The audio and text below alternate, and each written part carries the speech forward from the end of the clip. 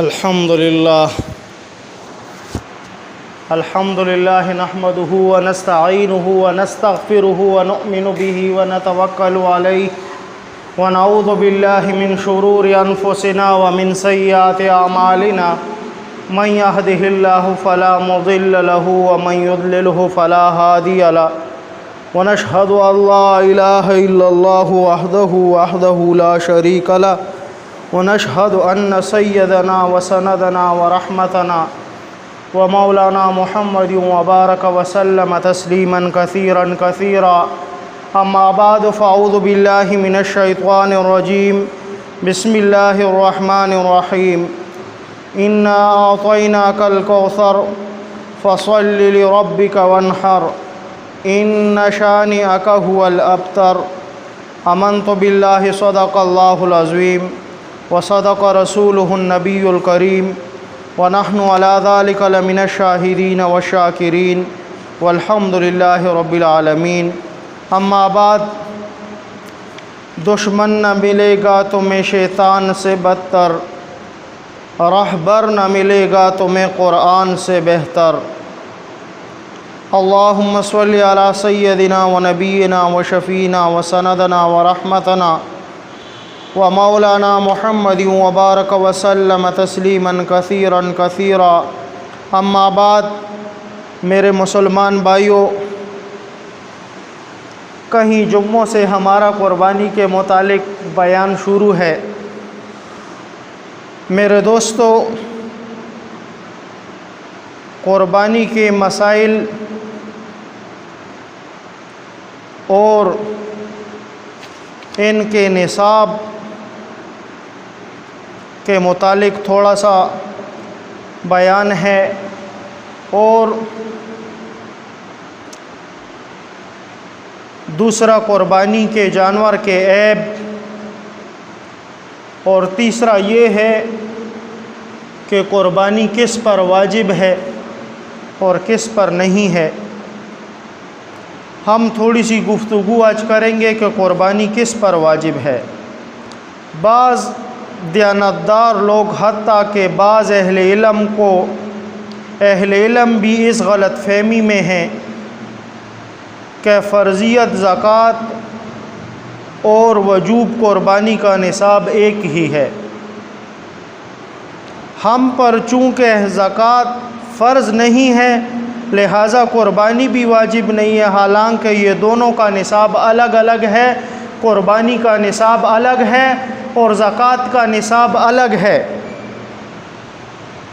زکوٰۃ 4 قسم کے امور پر فرض ہوتی ہے: سونا، چاندی، نقدی، مال تجارت، یہ 4 چیزیں ہیں۔ ان 4 قسم کے اموال کے علاوہ جانوروں میں بھی زکوٰۃ فرض ہے، جس کی نصاب اور تفصیل الگ ہے، اور وہ رمضان المبارک میں بتا چکا ہوں سب۔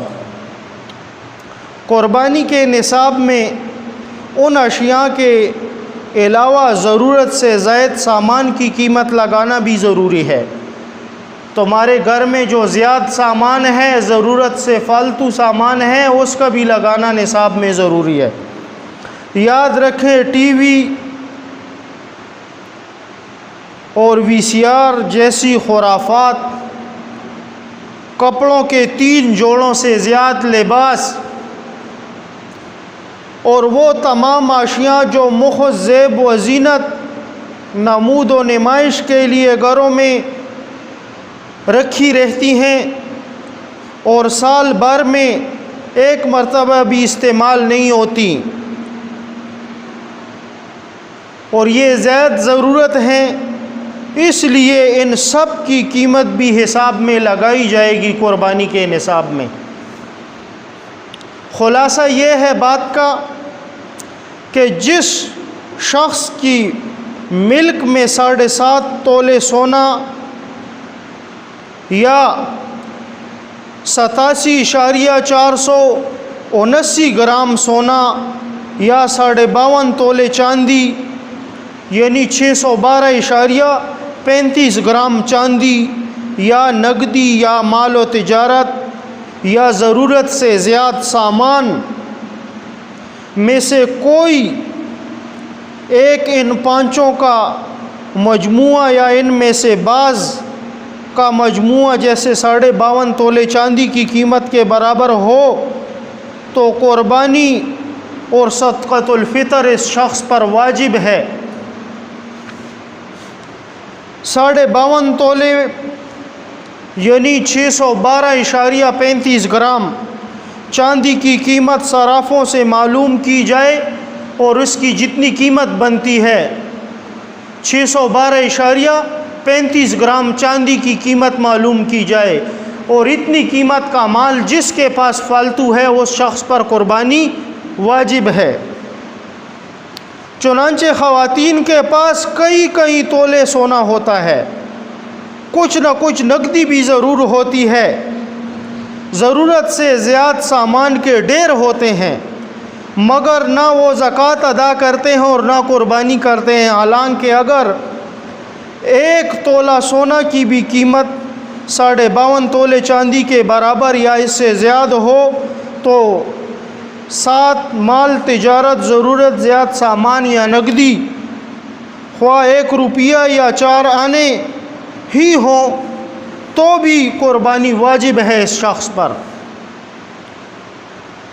ایک غلط فہمی ہمارے معاشرے میں یہ پائی جاتی ہے کہ جو رقم کسی کو قرض دے رکھی ہو، جو رقم کسی کو قرض دے رکھی ہو اس کا نصاب حساب لگاتے وقت شامل نہیں کرتے، حالانکہ یہ بالکل غلط بات ہے، یہ ہمارے معاشرے کی غلط فہمی ہے۔ آپ نے کسی کو اگر قرض پیسے دیے ہوئے ہیں، تمہیں پتہ ہے کہ یہ پیسے مجھے دے گا، تو تم پر اس کو نصاب میں لگانا فرض ہے کہ اسے نصاب میں لگاؤ، اور قربانی تم پر واجب ہے کہ تم قربانی کرو گے۔ حالانکہ جس قرض کے ملنے کی توقع ہو اسے بھی نقدی میں شمار کیا جائے، خواہ وہ نقدی کی صورت میں آپ نے کسی کو دیا ہو یا کوئی چیز فروخت کی ہو اور قیمت وصول نہ کی ہو، تو کسی دن تو تمہیں یہ دے گا اس کی قیمت۔ آپ نے سونا بیچا ہے، آپ نے گائے بیچی ہے، آپ نے گاڑی بیچی ہے کسی پر، آپ نے مکان بیچا ہوا ہے کسی پر، تو یہ پیسے قرض تو تمہیں ایک دن ملنے ہیں،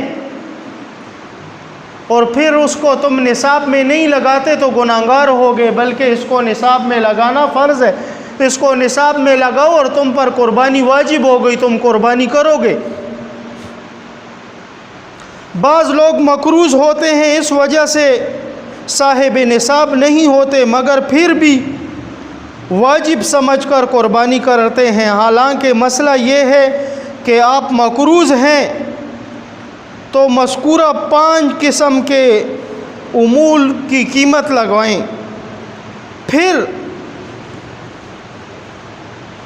قرض کو تفریق کریں، حساب لگائیں اس کا۔ اگر آپ کے پاس جتنا مال ہے اگر وہ نصاب کے برابر ہے تو ٹھیک ہے، اگر نصاب سے کم ہے تو آپ پر قربانی واجب نہیں ہے۔ قرض نکالنے کے بعد اگر بقیہ اموال بقدر نصاب ہیں، جو اس سال مثلاً جو بھی ریٹ ہے اس کا، سونے کا، چاندی کا، اور اس دور میں تو چاندی کی قیمت معتبر ہوگی، اس وجہ سے کہ سونے کا ریٹ زیادہ ہے اور چاندی کا ریٹ کم ہے، تو 52.5 تولے چاندی کی قیمت سونے سے کم پڑتی ہے 1 تولے سونے سے، تو آپ کو نصاب چاندی کا لگانا ہوگا۔ اور دوسری بات اس میں یہ ہے کہ آپ نصاب لگا رہے ہیں تو صرف چاندی کا نصاب یا سونے کا نہیں ہوگا، بلکہ آپ کی ضرورت سے زائد جو گھر کی اشیاء ہوں گی ان پر بھی قربانی کا نصاب لگایا جائے گا۔ اکثر لوگ اس غلط فہمی میں مبتلا رہتے ہیں، لاکھوں روپے کے سامان فالتو کے رکھے ہوتے ہیں گھروں میں صرف ڈسپلے کے لیے، اور خوشنمائی کے لیے اور خوبصورتی کے لیے لگائے ہوتے ہیں، اور اس سے پوچھو تو کہتا ہے یار میرے پاس تو کچھ بھی نہیں ہے، میں تو قربانی نہیں کروں گا، حالانکہ یہ شخص گناہگار ہے، اس کے پاس سب کچھ تھا اور اس نے قربانی نہیں کی۔ اس کے پاس سب کچھ تھا اور اس نے قربانی نہیں کی۔ بہت سے گھروں میں سارے گھر والوں کی طرف سے صرف ایک قربانی کرتے ہیں، اور جب کہ گھر کے بہت سے افراد نصاب والے ہوتے ہیں تو اس صورت میں گھر کے سربراہ کی طرف سے قربانی کو کافی سمجھا جاتا ہے، جیسے سربراہ کی نماز کو سب اپنی نماز سمجھ لیں، حالانکہ گھر میں اگر سب صاحب نصاب ہیں الگ الگ تو سب کو چاہیے کہ قربانی کریں۔ کیا ایک شخص نماز پڑھتے اس کی نماز پورے گھر کے لیے کافی ہو سکتی ہے؟ باپ نے نماز پڑھی اور 5 بیٹے ہیں، شادی شدہ ہیں، اور ہر کسی کا گھر میں اپنا اپنا حصہ ہے، سب کاروبار والے ہیں، مثلا سب اپنا کام کرتے ہیں، مال ہے ان کے پاس، اور وہ کہتے ہیں ہمارے باپ نے قربانی کر دی بس ہو گئی، حالانکہ ایسا ہوگا تو سب بچوں پر نصاب واجب ہے، ہر بچہ اپنی طرف سے قربانی کرے گا۔ اس کی مثال تو یہ ہوئی کہ باپ نماز ادا کر رہے تو بچوں کی طرف سے کافی ہو جائے گی، حالانکہ نماز اللہ پاک کا حکم ہے کہ ہر فردن پر فرض ہے، ہر شخص الگ الگ نماز ادا کرے گا۔ ایسا ہے کہ گھر کے ایک سربراہ نماز ادا کرے اور سب کے لیے کافی ہو جائے۔ ہر بات کی ہمیں سمجھ آتی ہے، ہر بات کو سمجھتے ہیں، لیکن جب اللہ کی راہ میں لگانے کا وقت آتا ہے تو پھر کہتے ہیں ہمیں تو اسلام کے متعلق پتہ نہیں ہے، پھر کہتے ہیں کہ ہمیں تو اسلام کے متعلق پتہ نہیں ہے۔ تو تم نے یہ زندگی کہاں گزاری ہے؟ کسی مسلمان ملک میں نہیں تھے کیا؟ اور پھر یہ زحمت بھی نہیں ہوتی کہ کسی مستند عالم سے پوچھ لے کہ یہ دین کا مسئلہ کیا ہے۔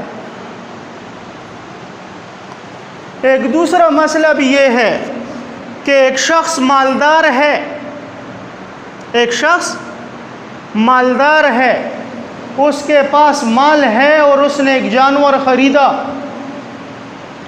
اور خریدنے کے بعد وہ جانور بالکل عیب والا ہو گیا،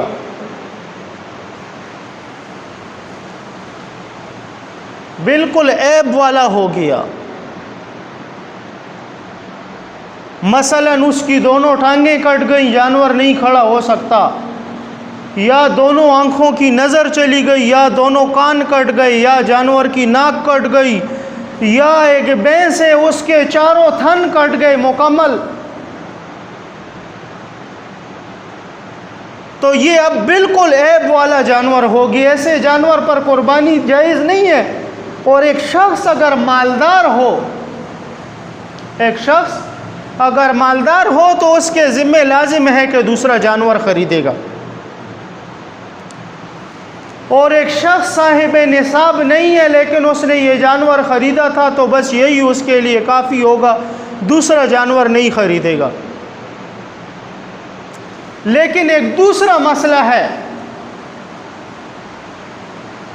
اس سے ملتا جلتا ایک دوسرا مسئلہ ہے، ایک شخص نے جانور خریدا قربانی کے لیے، ایک شخص نے جانور خریدا قربانی کے لیے اور وہ شخص مالدار ہے، اور جانور اس نے خرید لیا اور وہ جانور گم ہو گیا، اس سے جانور گم ہو گیا اس سے، تو یہ شخص دوسرا جانور خریدے گا۔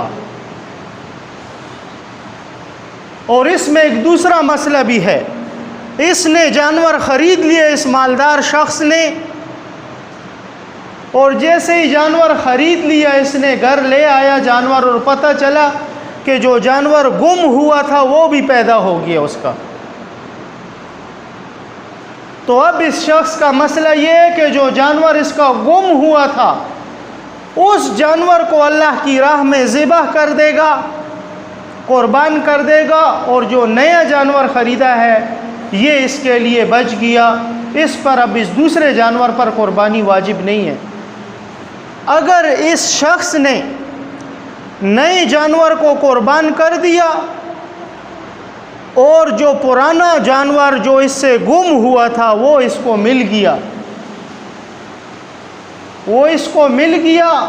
اور اس نے نیا جانور ذبح کیا اور پرانا نہیں کیا، تو قیمت پرانے جانور کی دیکھی جائے گی جو پہلا جانور اس نے خریدا تھا۔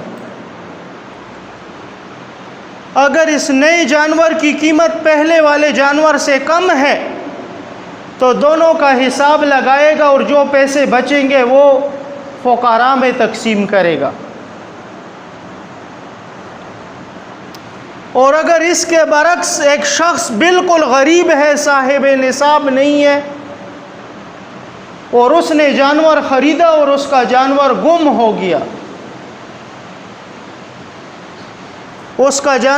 ہو گیا، اور اس غریب نے دوسرا جانور خرید لیا،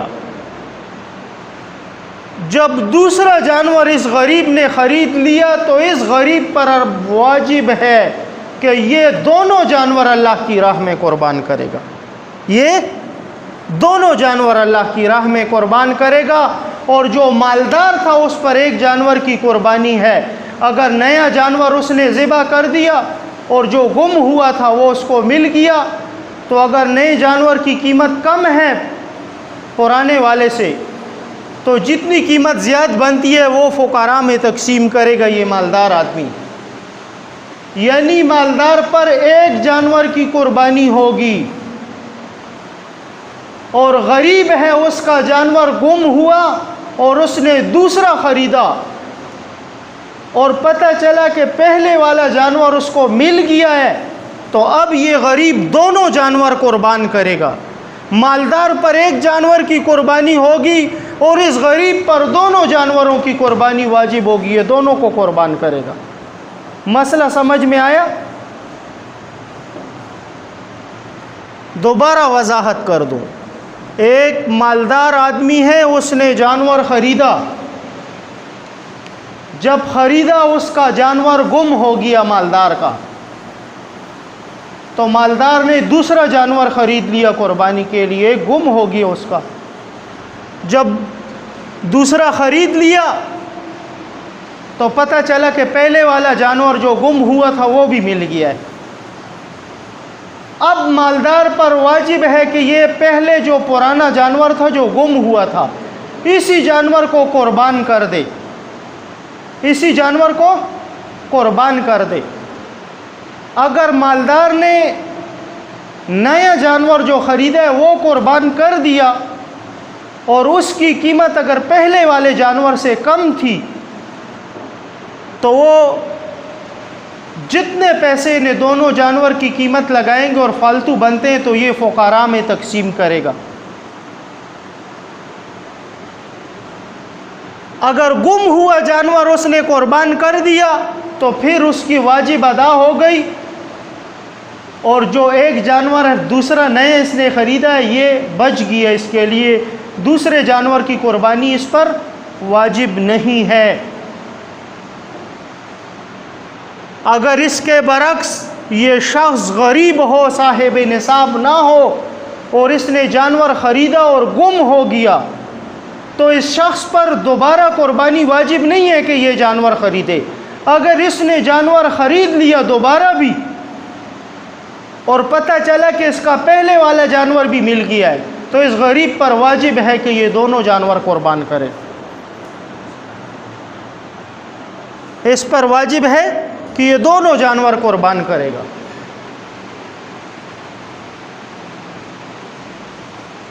دوسرا، نصاب کو جو مسئلہ ہوتا ہے، اکثر لوگ یہ ہوتے ہیں کہ مقروض ہوتے ہیں، ان پر قرضہ ہوتا ہے۔ یہ قرضے کا مسئلہ تھوڑا دوبارہ بھی واضح کر دوں کہ لوگوں پر قرضہ ہوتا ہے اکثر،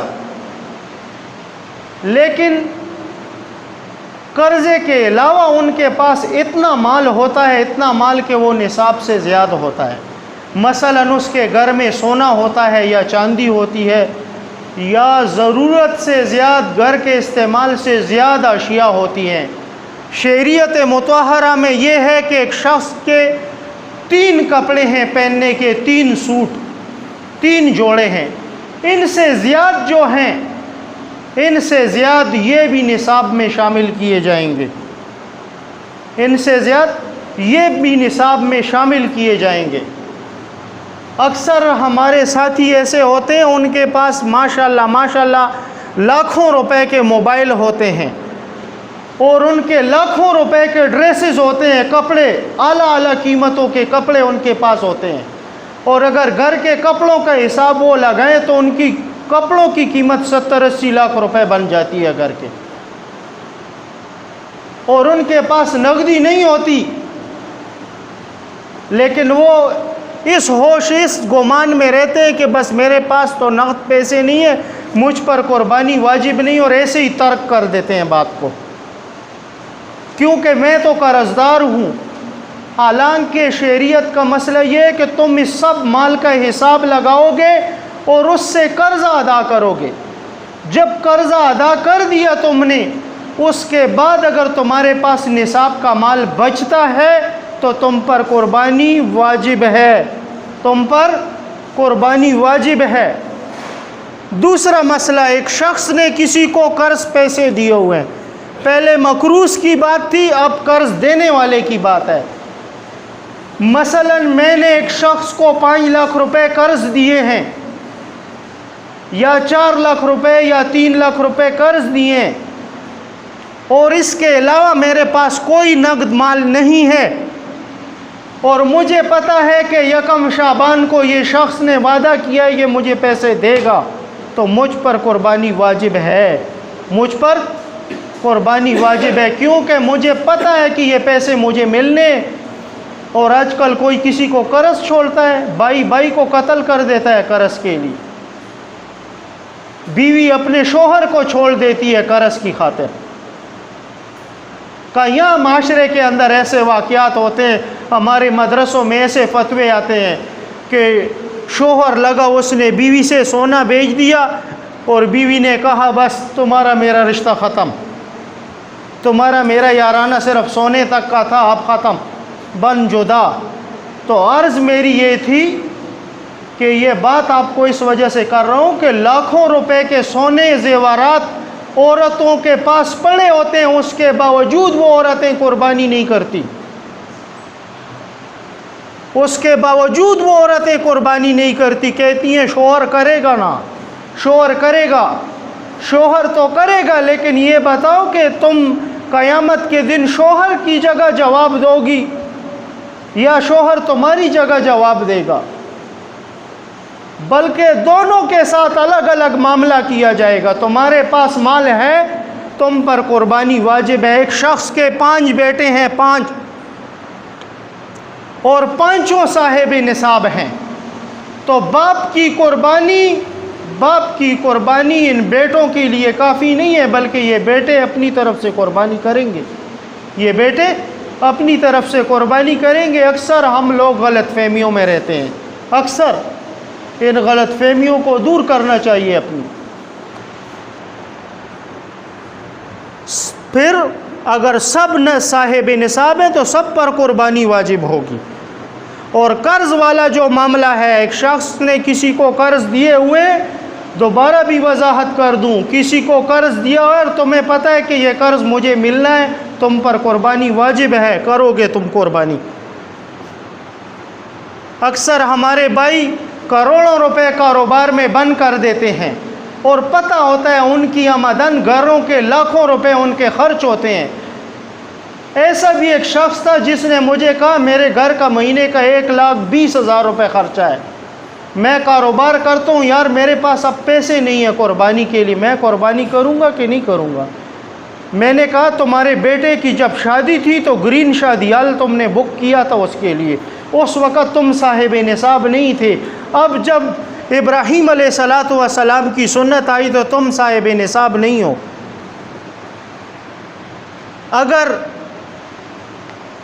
اگر ناچنے گانے کی بات ہو تو کروڑوں اور لاکھوں روپے ہم اڑا دیتے ہیں، ایسے اڑاتے ہیں کہ بالکل پانی کی طرح بہاتے ہیں۔ کھدڑوں پر اور ناچنے والوں پر ہم پیسے اڑا دیتے ہیں، لیکن جب قربانی کی بات آئی تو اب میں صاحب نصاب نہیں ہوں۔ یہ نصاب، اس کا زور تمہیں قیامت کے دن پتہ چلے گا کہ یہ قربانی ہے کیا۔ اگر یہ قربانی شریعت مطہرہ میں کوئی پاور نہ رکھتی تو ابراہیم علیہ السلام اپنے اس لاڈلے بیٹے اور اس خوبصورت بیٹے جس سے اس وقت روئے زمین پر اسماعیل علیہ السلام سے کوئی خوبصورت لڑکا نہیں تھا، اس وقت روئے زمین پر اسماعیل علیہ السلام سے کوئی خوبصورت لڑکا نہیں تھا، جس کو ابراہیم علیہ السلام نے لیٹایا اور کہا بیٹا بس اللہ کی راہ میں قربان کر رہا ہوں تمہیں۔ اور وہ لاڈلا بیٹا اپنے باپ کو کیا کہہ رہا ہے، ابا جان اپنی آنکھیں بھی باندھ لو اور میری بھی، کہیں ایسا نہ ہو کہ محبت میں آ کر آپ کی توجہ بدل جائے، کہیں محبت میں آ کر آپ کے ہاتھ نہ کانپ جائیں، کہیں محبت میں آ کر آپ کہیں مجھے چھوڑ نہ دیں۔ اللہ جل جلالہ نے جو حکم کیا ہے اس پر عمل کرو۔ یہ تو اللہ کا شکر ادا کرو کہ یہ بیٹے قربان کرنے نہیں ہیں، ورنہ میں کہتا کہ میں تیار نہیں ہوں اور میرا دوسرا بھائی کہتا کہ میں تیار نہیں ہوں۔ اگر یہ بیٹے قربان کرنے ہوتے تو ہمیں پتہ چل جاتا۔ یہ تو اللہ جل جلالہ نے احسان کیا ہم پر۔ اور اس زمانے کی قربانیاں کیسی تھیں، آج تو تمہارے لیے اللہ جل جلالہ نے ایسے خوبصورت موقع دیے کہ قربان کرو، قربانی کر لی تم نے، پورا جانور بھی تم فریز کر سکتے ہو اپنے گھر میں۔ اگر ایک جانور آپ نے قربان کیا اور پورا کا پورا جانور فریزر میں رکھ دیا اپنے استعمال کے لیے، تب بھی تم پر گناہ نہیں ہے۔ لیکن اس زمانے کا کیا تھا؟ اس زمانے کا یہ تھا کہ آسمان سے آگ آتی تھی اور اسے جلا دیتی تھی، آسمان سے آگ آتی تھی اور اسے جلا دیتی تھی۔ ابتدا میں آپ کو میں نے حضرت آدم علیہ السلام کے بچوں کا وہ واقعہ سنایا تھا کہ حابیل اور قابیل سے کہا گیا کہ قربانی پیش کرو۔ حابیل نے اللہ کی راہ میں دمبا پیش کیا، آسمان سے آگ آئی اور اس کو جلا دیا اس نے۔ یہ دنیا کی سب سے پہلی قربانی تھی، زمین پر سب سے پہلی قربانی حابیل کی تھی۔ اور دوسری قربانی جو تھی یہ ابراہیم علیہ السلام کی تھی، جس نے اپنا لاڈلا بیٹا اللہ کی راہ میں قربان کیا تھا۔ اور اللہ جل جلالہ نے احسان فرمایا پھر۔ اور تیسری قربانی وہ تھی کہ حضرت عبد المطلب نے حضرت عبداللہ رضی اللہ تعالیٰ عنہ جو امام الانبیاء کے والد تھے، ان کے لیے جو نظر مانی تھی کہ اللہ پاک نے مجھے 10 بیٹے عطا فرمائے تو 10واں بیٹا اللہ کی راہ میں قربان کروں گا، 10واں بیٹا اللہ کی راہ میں قربان کروں گا۔ حضرت عبداللہ جب امام الانبیاء علیہ السلام کے والد پیدا ہوئے، 10ویں بیٹے تھے یہ عبد المطلب کے۔ رات کو حضرت عبد المطلب نے پھر خواب دیکھا اور خواب میں تنبیہ ملی کہ تم نے جو نظر مانی تھی کہ 10واں بیٹا ہوا تو اسے اللہ کی راہ میں ذبح کروں گا، اب اپنی وہ نظر پوری کرو، وقت آ گیا ہے۔ جب صبح ہوئی تو حضرت عبد المطلب نے اپنے بچوں کو اکٹھا کیا اور ان سے کہا بیٹا رات کو میں نے خواب دیکھا اور خواب میں یہ دیکھتا ہوں کہ میں نے نظر مانی تھی اور اب وہ نظر پوری کر رہا ہوں۔ اور وہ نظر کس پر ہے؟ وہ نظر حضرت عبداللہ پر ہے، وہ نظر حضرت عبداللہ پر ہے۔ حضرت عبد المطلب کی بیٹیوں نے رونا شروع کر دیا، گھر میں ہائے ہائے مچ گئی کہ یہ تو سب بھائیوں میں خوبصورت ہے حضرت عبداللہ، ابا جان اس کو کیوں ذبح کر رہے ہو؟ کسی دوسرے بھائی کو ذبح کرو یا اس کی جگہ اونٹ ذبح کر دو۔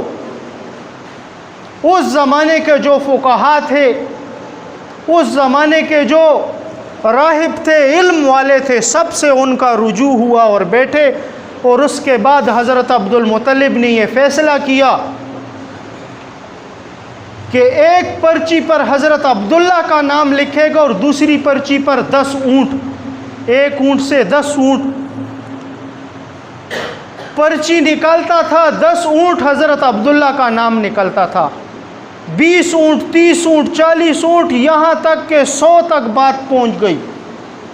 और 100 वाली जब पर्ची निकाल रहा था तो हज़रत अब्दुल्ला का नाम नहीं निकला, ऊँट निकले। हज़रत अब्दुल मुत्तलिब ने 100 ऊँट अल्लाह की राह में ज़िबा किए। कितने? 100 ऊँट। उस ज़माने से कत्ल ख़ता की दियत भी 100 ऊँट मुकर्रर हुई। ये कत्ल ख़ता की जो दियत थी ये उस ज़माने से मुकर्रर भी हुई थी। 100 ऊँट उन्होंने अल्लाह की राह में ज़िबा किए। ये भी अल्लाह का शुक्र अदा करना चाहिए। ये बात यहाँ तक थी कि शुक्र है कि ये बेटे कुर्बान करने नहीं है, वरना हम लोग क्या करते। हमें तो दुनिया के रज़ाइल ने हमें यहाँ तक पहुँचा दिया कि हम अल्लाह की खातिर इन महीनों का ना लिहाज रखते हैं और ना उनका अदब करते हैं। बिल्कुल हमें इस चीज़ के बारे में ना तो इल्म होता है और ना किसी से पूछते हैं। एक ये बालों का और नाखूनों का मसला है, इसको भी थोड़ा दिमाग में बैठाना चाहिए। ये भी एक ज़रूरी मसला है, इसको भी समझना चाहिए। नाखून और बाल ये यकम ज़िलहज्जा से ना काटना ये मुस्तहब अमल है, ये मुस्तहब अमल है। और मुस्तहब उसको कहते हैं कि जिसने अदा किया तो सवाब मिलेगा उसको, जिसने अदा किया तो सवाब मिलेगा। मुस्तहब की तारीफ़ है ये। मुस्तहब अमल जिसने अदा किया उसे सवाब मिलेगा, और अगर अदा ना किया तो गुनाहगार नहीं होगा, गुनाहगार नहीं होगा। ये दिमाग में बिठाना चाहिए। अब ये बालों और नाखूनों का मसला समझ में आना चाहिए कि ये मुस्तहब अमल है, ये मुस्तहब अमल है। यकम ज़िलहज्जा से बाल और नाखून ना काटना ये मुस्तहब अमल है।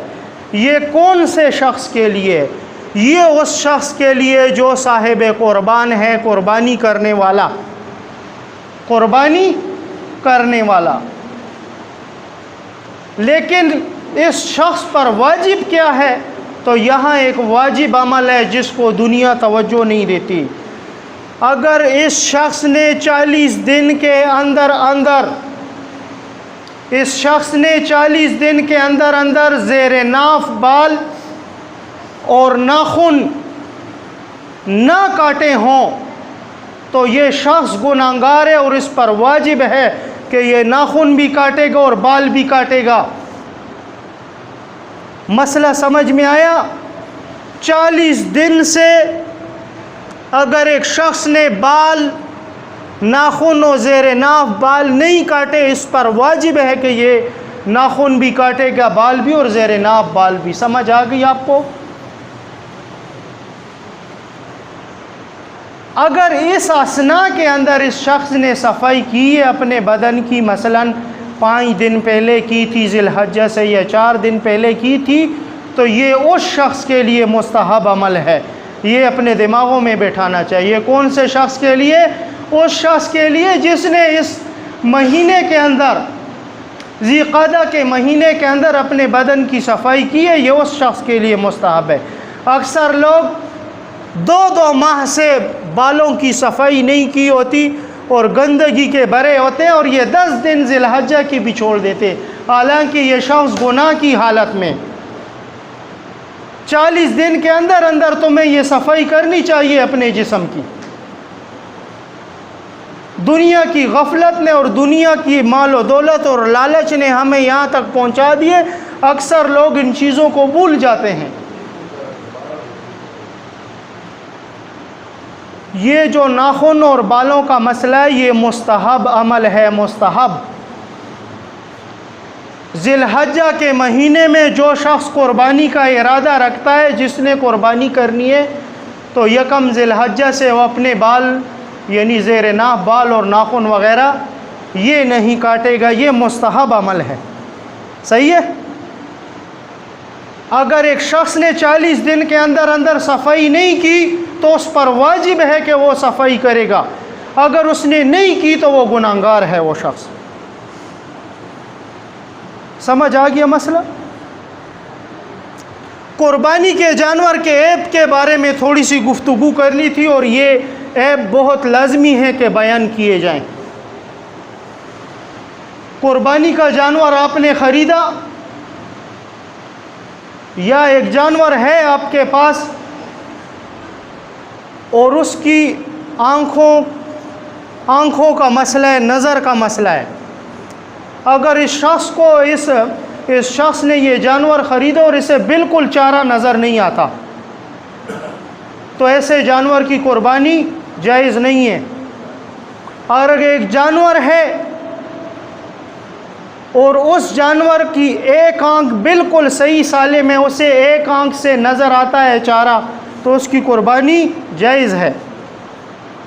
एक जानवर है जिसकी दोनों आँखों का मसला है, उसे नज़र कम आता है, अगर तिहाई से कम हो तो फिर तो ये जानवर कुर्बान कर सकते हो। अगर तिहाई से ज़्यादा है, यानी आधे से बिल्कुल ज़्यादा उसकी नज़र कम है कि वो जानवर बिल्कुल मुश्किल से ही चारे को देख सकता है, ऐसे जानवर की कुर्बानी जायज़ नहीं है। एक जानवर है और उसके कानों का मसला है, या तो उसका बिल्कुल एक कान है ही नहीं, या एक कान है मुकम्मल कटा हुआ है और एक कान है उसका। तो ऐसे जानवर जो तिहाई से ज़्यादा ऐबदार हों, आधे से ज़्यादा ऐबदार हो जानवर, तो उस पर कुर्बानी जायज़ नहीं है। आधे से कम होगा तब जायज़ है। दूध वाले जानवर का भी मसला बता रहा हूँ, आगे आ रहा है मसला, तरतीब से आ रहा है, थोड़ा तरतीब से सुन। एक जानवर है उसका सींग टूटा हुआ है, अगर वो जानवर तिहाई से ज़्यादा, आधे से ज़्यादा ऐबदार है, तो उस जानवर पर कुर्बानी जायज़ नहीं है। आधे से कम है तब जायज़ है। एक जानवर के पाँव का मसला है, लंगड़ा कर चलता है, अगर ये जानवर पाँव ज़मीन पर बिल्कुल नहीं रख सकता, तो ऐसे जानवर को कुर्बान नहीं करना चाहिए, इजाज़त नहीं है। बिल्कुल पाँव नहीं रख सकता उस जानवर को। दूसरा, जानवर के थनों का मसला है। दूध के जो थन होते हैं जानवर के, दूध के जो थन होते हैं जानवर के, अगर 4 थन हैं और इनमें से आधे ऐबदार हैं और आधे सही हैं, तो बाज़ उलमा का इस पर इत्तेफाक है कि इसकी कुर्बानी जायज़ है। लेकिन अगर आधे से ज़्यादा थन खुश्क हैं इसके, तो ऐसे जानवर की कुर्बानी जायज़ नहीं है। एक जानवर है दूध देने वाला है, मसलन दूध देने वाला है, और दूध देने वाले जानवर का ये मसला भी समझना चाहिए कि मैंने कुर्बानी के लिए जानवर ख़रीदा और वो दूध वाला जानवर है, अगर उसका दूध मैंने इस्तेमाल कर लिया, कुर्बानी से पहले मैंने वो दूध इस्तेमाल किया, तो जितने का वो दूध था वो पैसे अल्लाह की राह में दिए जाएं। दूसरा,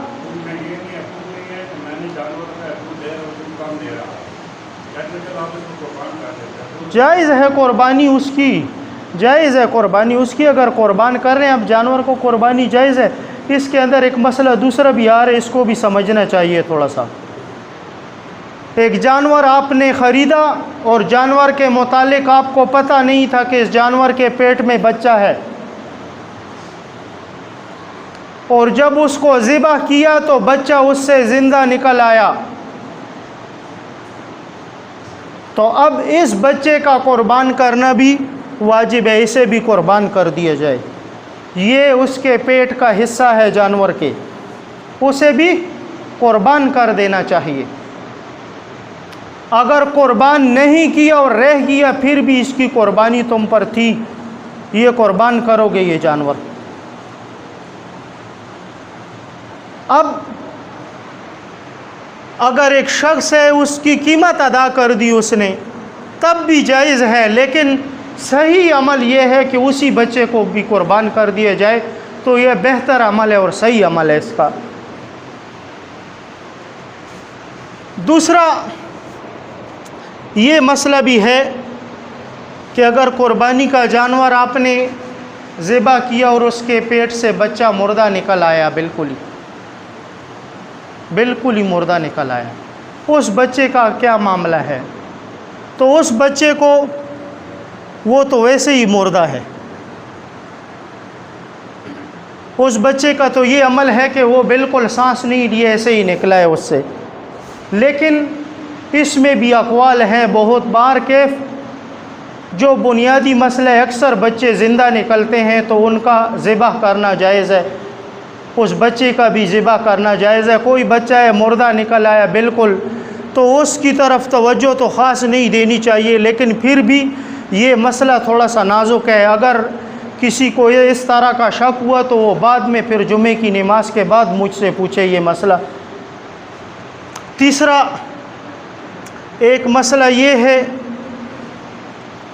کہ قربانی کا جانور ہے اور قربانی کا جانور آپ نے خرید لیا اور خریدنے کے بعد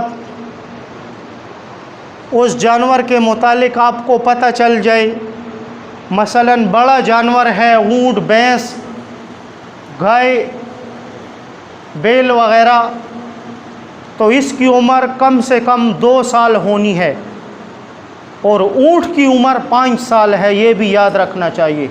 اونٹ کی عمر کم سے کم 5 سال ہے، بھینس، بیل وغیرہ، گائے، ان کی عمر جو ہے یہ 2 سال ہے، کم سے کم 2 سال عمر ہونی چاہیے ان کی۔ بکری، بکرا وغیرہ، ان کی عمر 1 سال ہونی چاہیے، اور دمبا ہے اس کی عمر 6 ماہ ہونی چاہیے، لیکن وہ 6 ماہ کا جو 1 سال کے برابر نظر آئے، اس کا وزن اتنا ہو، اس کا وزن اتنا ہو، ایسا دبلا ہو وہ جانور۔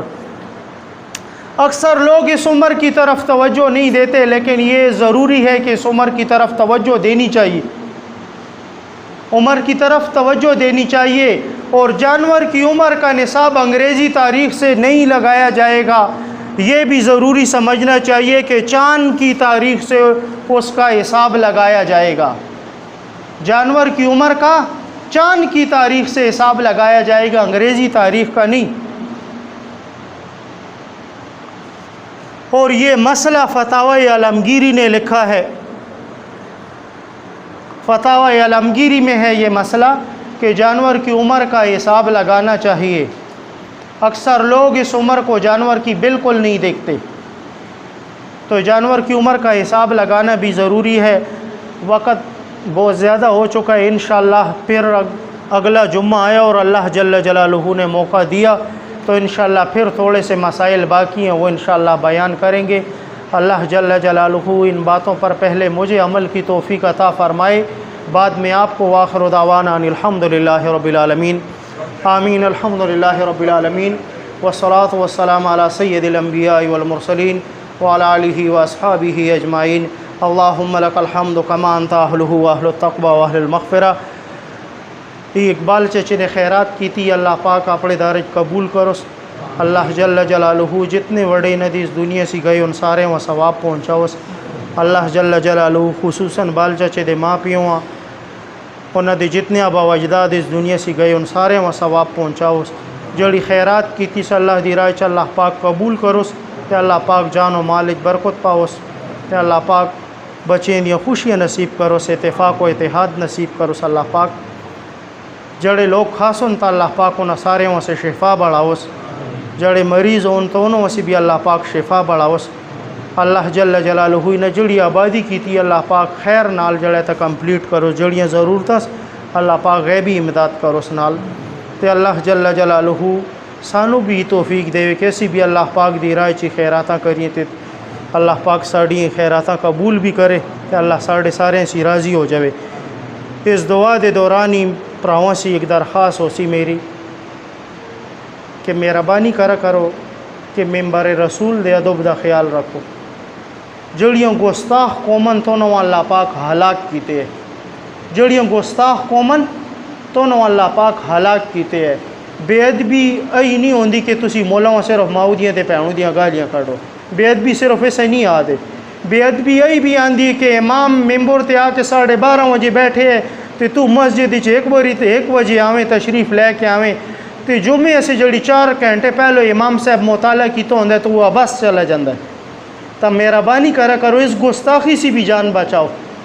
اس گستاخی سے بھی جان بچاؤ. اللہ پاک سوانو موقع دیتے ہیں. اس موقع سے فائدہ لاؤ. نہ لے سو تو سواڑا نقصان ہے. میرا وچ کچھ نقصان نہیں گا. منو اللہ پاک توفیق دیتی میں ممبر تے ٹیم تے بہنو ہاں تے 5 منٹ زیادہ سواڑے اور لینو تے سوانو مسئلہ سمجھانو ہاں. میں اپنا غاڑا آزاد کرنو ہاں. کل قیامت علی تیاڑے جڑا تو سواڑی اپنی ذمہ واری اپنا کم کر سو قیامت علی تیاڑے بات میں ذمہ وار نہ ہو سنے. سوانو سمجھ چاہ گئی گل یا نہیں آئی. قیامت علی تیاڑے بس سواڑا اپنا کام ہے. کیوں کہ میں کل اللہ پاک دے سامنے قیامت علی تیاڑے پیغمبر دی حدیثہ پیش کر سکسا کہ اللہ یا اللہ میں تیرے اس محبوب دی حدیثہ اس ممبر تے بیان کیتی ہیں. خدا اس قوم کی بیان کیتی ہے اس عمل نہیں کیتی ہے تو جانے تی قوم جانے جڑا معاملہ نال کرنے سے تیری مرضی. سمجھ آ گئی سوانو کی نہیں آئی وضاحت نال سمجھا دے وانے. تو مہربانی کرا کرو ٹائم تے آیا کرو. باقی سواڑا اپنا کام میں نہیں آن دیو تو میرا نقصان نہیں کر دیو اپنا نقصان کر دیو. اللہ پاک سواڑی بھی صغیرہ کبیرہ گناہ معاف فرماوے تے میری بھی اللہ پاک سارے سی راضی ہو جاوے تے وقت تے آیا کرو. واخر دعوانا الحمدللہ رب العالمین برحمتک یا ارحم الراحمین.